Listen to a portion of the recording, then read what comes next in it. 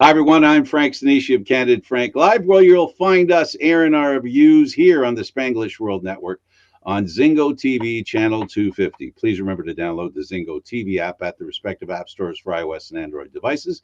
While you download, make sure you rate and leave a comment. Both apps are absolutely free. Zingo TV is available on Google Chromecast, Amazon Fire, Fire TV sticks, Roku sticks, and also on all smart TVs 2016 forward. Now on Candid Frank Live, joining me is Aaron William Freeland. Aaron, how you doing, sir? Doing very well. Frank, how are you today? I can't complain. Can't complain. It's after not having the internet, it's at least the stuff you plan to do can be done, and you forget about how addicted you are to technology until it's gone, and then when it's gone, you kind of react accordingly, I guess. How about you? Yeah, not doing too badly, all things considered. I mean, Friday was a bit of a wasted day, seeing as there was no service for pretty much all of Canada, starting at about 3 o'clock in the morning and going until about 11 o'clock at night. But Yep, I'm hoping to get an email from the Canadian Football League so I can go to that game in Nova Scotia, but we'll see. All right, well, let's talk about the Canadian Football League. And yeah, that game in Nova Scotia on Saturday is coming up at 2 o'clock our time. That'll be a lot of fun. But let's talk about what happened this past weekend. Calgary's been playing angry, and I think it's fair to say that they took it out on Edmonton. I think the Elk definitely found themselves on the wrong side of that score. I mean, it was relatively close after the first quarter, but at the half, when you're looking at 14-3, all of a sudden Calgary blows the doors off in the third quarter with 3 touchdowns, and they just kept rolling. I mean, this was one of those just straight up dominant, we're not taking any prisoners, how dare you think you deserve to be on the same field as us kind of wins. Yeah, Edmonton did not look good at all. Saskatchewan invited Ottawa for a game and blew them out 28-13. And there was some histrionics going on in that game. I think the big story isn't the score and who won, but instead how Mazzoli went down. Yeah, I saw the hit from Marino. It didn't look good. I know that the CFL had mentioned that they were going to be taking a look at it and reviewing it. I don't know if you have heard anything about that, or we expect that to take another couple of days. I had my eye open for it. What I can tell you is what we could have mentioned was with the Edmonton game, they traded away their goaltender, their quarterback Arbuckle. Arbuckle is now in Ottawa, so that's what happened with Mazzoli, and it required them to get another quarterback. And for those of you that remember, Arbuckle before the pandemic was traded to Ottawa, or Ottawa signed him anyway. And then Ottawa and Toronto made this trade where Arbuckle came to Toronto, and it was just crazy. So now he's back there again. We'll see if he gets to be a starter in Ottawa. They're going to need him. They need a starting quarterback, and word is that Mazzoli's out for up to 10 weeks. He might make it back at the end of the season, but that's to be determined. I mean, at this point here, I think Marino went a little bit too far with his celebrations on the sidelines after the hit. I mean, he was doing it all the way through the time when they were examining him on the field, and when they finally put him on the cart to get him off, and you just kept going. It's like, it's inappropriate, bud. Come on. I'm not going to sit here and even defend him the slightest, simply because to be that inconsiderate and be that, to me, that supports the question's going to be, there's a few things that have been discussed. Earlier the evening before, he stopped at the table where some Ottawa players were having dinner, and he literally basically, the interpretation of those players was there was kind of a threat out there. And then, of course, he's being investigated because apparently some racial slurs might have been shared. Goodness. And then, as you said, he did what he did. And then on the way out, he celebrated his feat. He considered it a victory, taking out the quarterback. Now, to tell the whole story, there was an incident also that an Ottawa player did something similar to a Saskatchewan defender, and some felt that this was a retaliatory act but the business about the conversation that he had with some players the night before at the keg to give them a little promotion indicates that there might be more to this, and that's why it isn't a real quick determination by the Canadian Football League. There is really that is two things that are very concerning: the event that happened prior to the game the night before, and the language used on the field. That's something that gets players removed from the league. Period. End of sentence.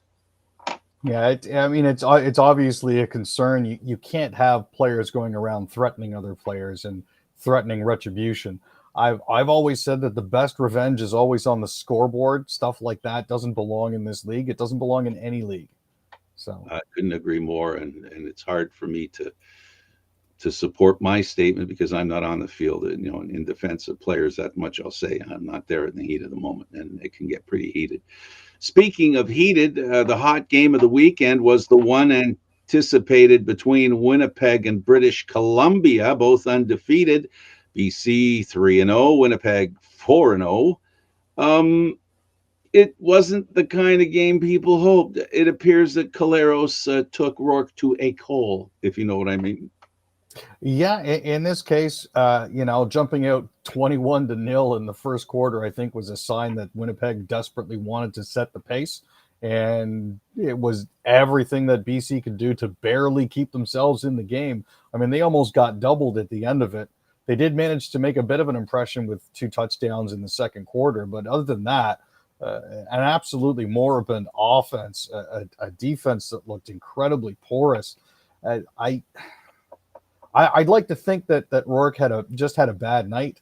I don't think this is indicative of anything more than that, other than the fact that you're looking at a Winnipeg Blue Bombers team that has won 2 Grey Cups and is loaded up for another. So it's to be expected that every once in a while BC is going to have a game like this.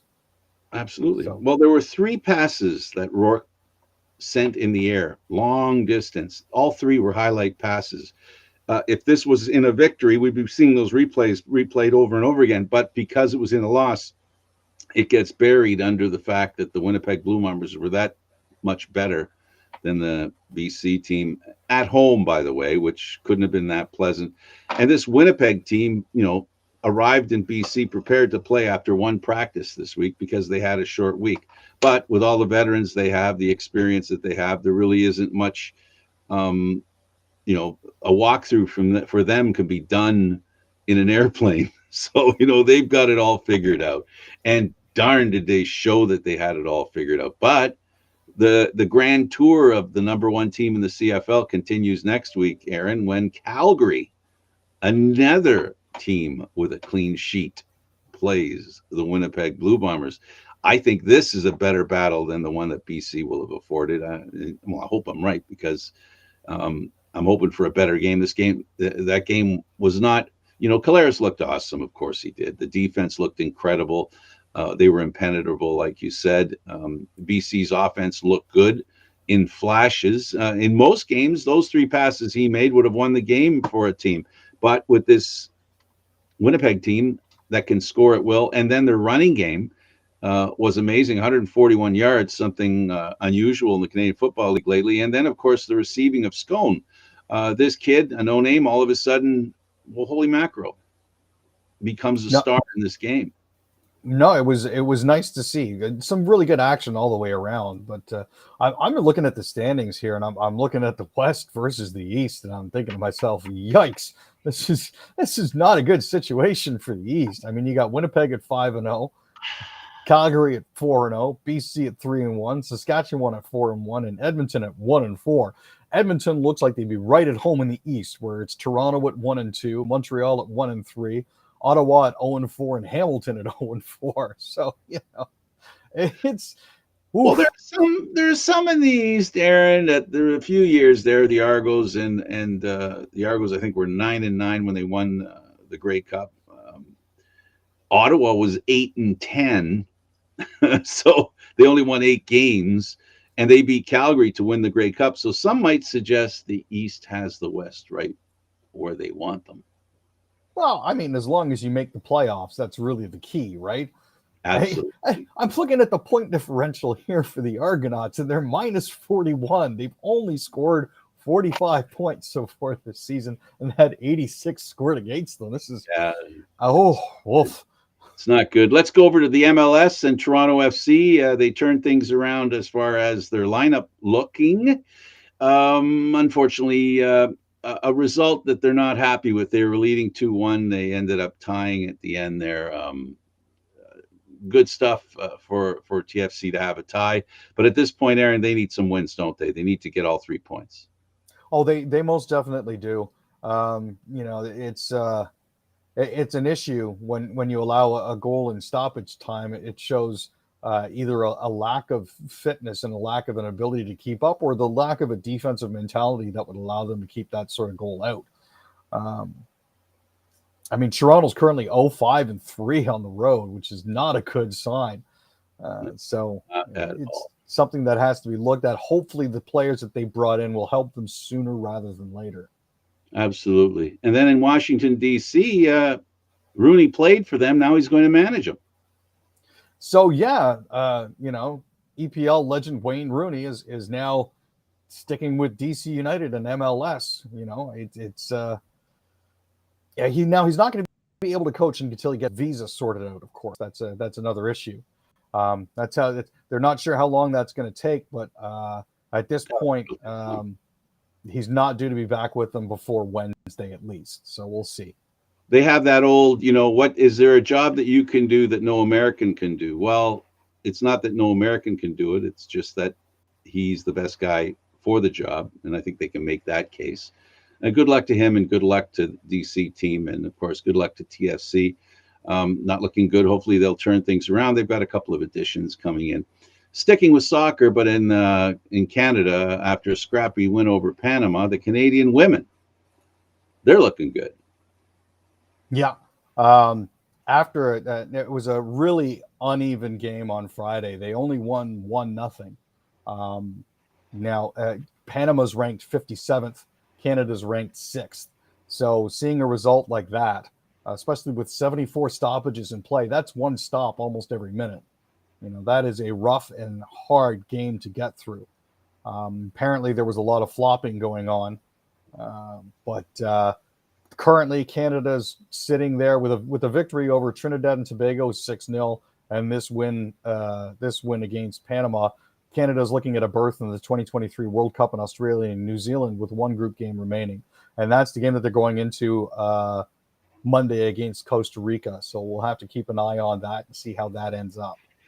Absolutely. Can you hear that rain? Oh, is that out by you? That's rain on the roof. Yeah, well, I got a steel roof. Oh, wow. Okay. I'm right beside my addition over here, so I got the window open so you can hear it. If you're into that kind of stuff, I am. It's very relaxing.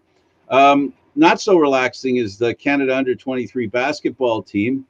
They beat France. They needed to, and we're looking good there. Under-23s are playing well. Yeah, it was absolutely fantastic. This was, for those who follow, for the past week, there's been something called the Global Jam Tournament, which has been going on in Toronto at the Mattamy Athletic Center. And in the finals, Team Canada held on to beat France 78-60, which was absolutely fantastic. Great to see them win the inaugural trophy. Canada, unfortunately, was not competing in the medal round on the men's side, but that's okay. We'll take the victory for the women at this point. Now, for those that don't know, the Mattamy Center, I think, is Maple Leaf Gardens. That's correct. Or was Maple Leaf Gardens, for those of you that don't know. Speaking of the Blue Jays was playing well. They haven't been playing well lately. It's they've lost 8 of their last 9, I think, and it's an absolute nightmare stretch.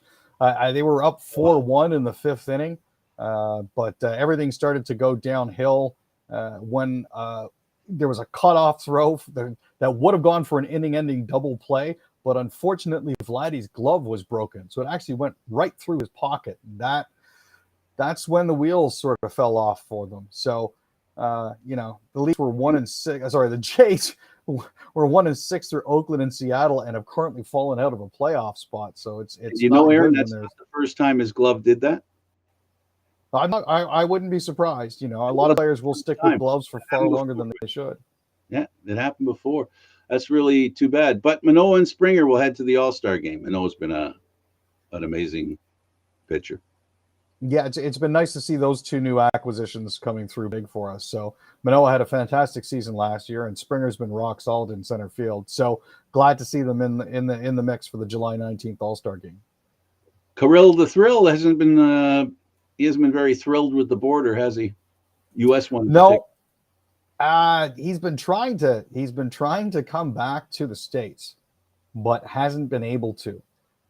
He tried to get a connecting flight through Europe and wasn't able to because of visa issues. And he tried again through the Caribbean. So there is some genuine concern here that he may not actually be able to leave Russia, especially after what happened to the Philly Flyers goaltending prospect, Ivan Fedotov, who is currently serving in the northern Russian area somewhere. Somewhere up for the Army, somewhere. But we don't know where. Nope. Could be anywhere. But word is it isn't the Ukraine. So that if they don't send him there, that'll be fine. I think that kind of, having that guy turn up as a casualty of that war is not what Putin wants. So you can expect him not to be in a place where he truly is in danger. The other thing in hockey to talk about is the Maple Leafs and the talk about them maybe having a deal. I understand there's a rumor that there's a framework for a deal between the Leafs and Matt Murray, for Matt Murray, yeah. I should say. Yeah, I mean, with the Leafs trading Peter Mrazek to Chicago last week, and Jack Campbell's basically on the verge of hitting the open market because he's asking for more than the Leafs can fit under the cap. We're looking at a 28-year-old goalie who hasn't been able to find his Stanley Cup winning ways since being traded to Ottawa from Pittsburgh 2 seasons ago. The problem here is that we're going to be losing a couple goalies that perform decently well. I understand Mrazek was an 888, but he had a lot of injury troubles last season. Murray's got an 899, so it's not that much better. But they're banking on the fact that whatever happened to him in Ottawa will revert to back the way it was. Remember, this is a guy who, as a rookie, won the Stanley Cup. Yeah. And part of the deal might actually be some retention on Murray's $6.25 million cap hit. So that's the framework part of the conversation, I think. Yeah. Take the player, not his money. Exactly. And it'll have to be something like that. I think the only way the Leafs will go for Murray is if they can get Ottawa to at least keep half the money. That's what I think, anyway. That's definitely the hope. Based on the situation as it stands now, it's about the only way we'd be able to squeeze them in. So yeah.